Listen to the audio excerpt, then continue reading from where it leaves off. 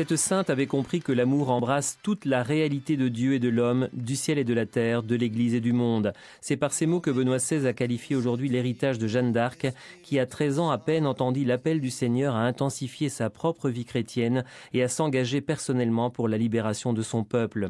Ainsi, dans une période dramatique de l'histoire, avec l'Église qui vivait la profonde crise du grand schisme d'Occident et l'Europe qui était ensanglantée par la guerre de 100 ans, Jeanne sut répandre sans peur la grande lumière de l'Évangile. Un des aspects les plus singuliers de la sainteté de cette femme, a précisé le pape, c'est justement ce lien entre expérience mystique et mission politique. Forte et décidée, Jeanne d'Arc participa à la libération d'Orléans et favorisa le couronnement du roi Charles VII. Capturée par ses ennemis, elle fut soumise à un long et dramatique procès.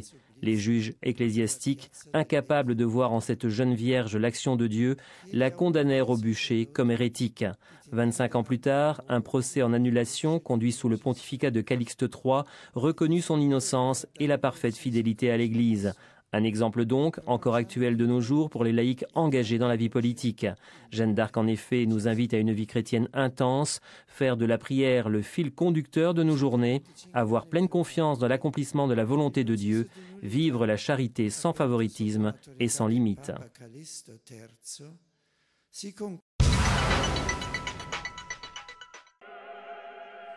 Dans le dialogue écuménique, il faut vaincre la tentation de la résignation et du pessimisme qui s'avère un manque de confiance dans la puissance de l'Esprit Saint. Le pape l'a déclaré hier dans l'homélie des secondes vêpres de la conversion de Saint-Paul, présidée dans la basilique romaine de Saint-Paul-hors-les-Murs, en conclusion de la semaine de prière pour l'unité des chrétiens. Le chemin vers cette unité, expliquait Benoît XVI, doit être perçu comme un impératif moral en réponse à un appel précis du Seigneur. La ricerca del ristabilimento dell'unità tra i cristiani divisi. La recherche du rétablissement de l'unité entre les chrétiens divisés ne peut dès lors se réduire à une reconnaissance des différences réciproques et à la recherche d'une cohabitation pacifique. Ce que nous désirons est cette unité pour laquelle le Christ lui-même a prié et qui par sa nature se manifeste dans la communion de la foi, des sacrements, du ministère. Dei sacramenti del ministero. Il cammino verso questa unità. Une unité, donc, a ajouté Benoît XVI, qui ne se réalise pas seulement sur le plan des structures et de l'organisation, mais pour laquelle le devoir des chrétiens est de poursuivre avec passion le chemin par un dialogue sérieux et rigoureux pour approfondir le patrimoine théologique et spirituel commun, par la connaissance réciproque, par la formation écuménique des nouvelles générations, mais surtout avec la conversion du cœur et avec la prière. Parce que si durant ces années, le mouvement écuménique a réalisé des pas en avant significatifs, a conclu Benoît XVI, nous savons bien que nous sommes encore loin de cette unité pour laquelle le Christ a prié et que nous trouvons exprimée dans l'image de la première communauté de Jérusalem. Le dialogue écuménique ne peut être mis en doute sans qu'il y ait pour cela atteinte à la qualité même de la foi du monde chrétien, a réaffirmé Benoît XVI dans son discours à une délégation de l'Église évangélique luthérienne allemande.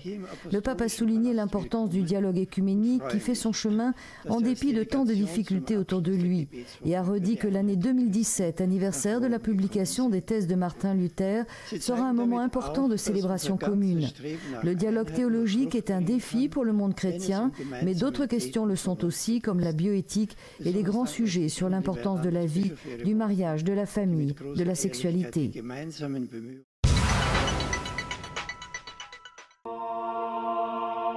La première église est née à Jérusalem, une église investie de ce feu qui souffla sur les apôtres 40 jours après la résurrection. Et comme il y a 2000 ans, Jérusalem se remet pendant 7 jours à prier pour l'unité de tous les chrétiens, alors que revivent tant de joie et peine de la première Église, injustice et division, mais aussi fidèle espérance et reconnaissance d'une plus vaste unité entre les chrétiens. Ici, la semaine de prière commence en retard par rapport au reste du monde, pour permettre aux chrétiens arméniens orthodoxes de Jérusalem de célébrer Noël selon leur calendrier le 19 janvier. C'est donc du 22 au 30 janvier que les chrétiens de Terre Sainte se réunissent chaque soir dans une église différente, catholique, orthodoxe ou protestante, pour prier et demander ensemble le don de l'unité. Cette année, la Semaine pour l'unité des chrétiens à Jérusalem vit un moment particulier. Le 29 janvier à 17 h, l'Église orthodoxe éthiopienne de Jérusalem accueillera la 5e prière extraordinaire de toutes les églises pour la réconciliation, l'unité et la paix. L'initiative, lancée par l'association du même nom en partenariat avec Catholica Unio, œuvre du Saint-Siège pour soutenir le dialogue entre les églises d'Orient et d'Occident, est de plus en plus vécue comme un moment fort de prière, à et pour Jérusalem. L'Église mère, qui depuis quelque temps appelle tous les chrétiens du monde à unir leur foi dans une prière d'intercession insistante et joyeuse, tous les samedis du mois à 18h, heure locale, dans chaque pays, le fait en des occasions bien précises, comme cela sera le cas le 29 janvier en l'Église des Éthiopiens. La prière, qui sera présidée par Abba Mathias, archevêque de l'Église orthodoxe éthiopienne de Jérusalem, sera diffusée par plusieurs chaînes de télévision chrétiennes, le même jour à 17h, heure de Terre Sainte, et à d'autres dates. À savoir d'autre part que cet important moment de prière écuménique coïncide cette fois-ci avec la Journée internationale de prière pour la paix en Terre Sainte, lancée par la Commission Justice et Paix du Saint-Siège, et encouragée par Benoît XVI, à laquelle participent plus de 2000 villes et groupes de prière dans le monde pendant 24 heures, et qui commencera donc à Jérusalem le 29 janvier au soir en l'église des Éthiopiens.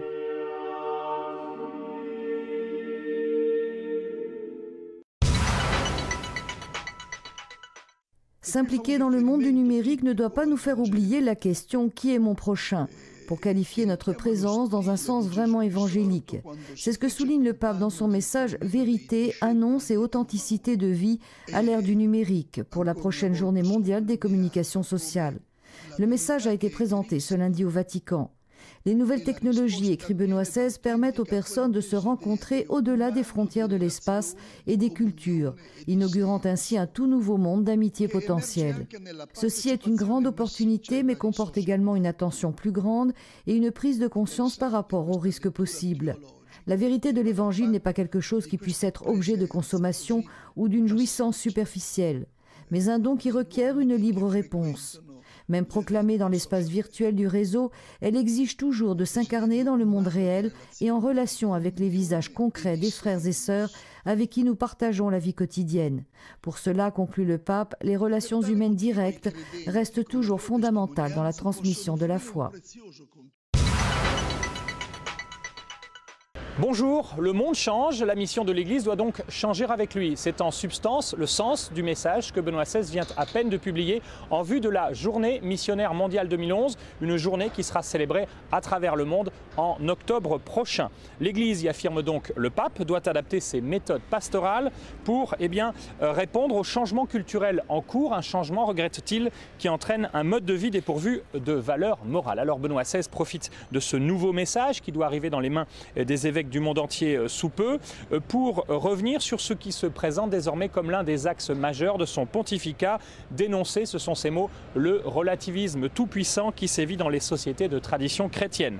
Associé à la mondialisation, ce relativisme, dénonce le pape, fait le lit de l'argent facile et du carriérisme, et cela au détriment des valeurs morales. Cet appel à défendre la morale face aux changements actuels revient fréquemment, on le sait, dans la bouche de Benoît XVI, devant la police romaine. Il y a quelques jours à peine, il montrait ainsi à quel point l'application de la loi est difficile quand les attitudes morales personnelles viennent à manquer dans la fonction publique. D'où l'urgence, selon Benoît XVI, de méthodes pastorales appropriées aux situations actuelles qui requièrent une nouvelle évangélisation. Alors, cette nouvelle évangélisation, Benoît XVI a décidé, vous le savez, d'y consacrer un nouveau dicaster, un nouveau ministère du Vatican, un conseil pontifical. Ultime avertissement présent dans le message pontifical pour la journée missionnaire mondiale. Les chrétiens ne peuvent se permettre de rester sereins alors que 2000 ans après la naissance du christianisme, il existe encore des peuples qui ne connaissent pas le Christ. Et c'est en partie pour cela que le Vatican s'apprête à inaugurer à Paris en mars prochain une structure de dialogue avec les non-croyants, le Parvis des gentils. Et cela, nous en reparlerons sur l'antenne de KTO. Je vous dis à la semaine prochaine.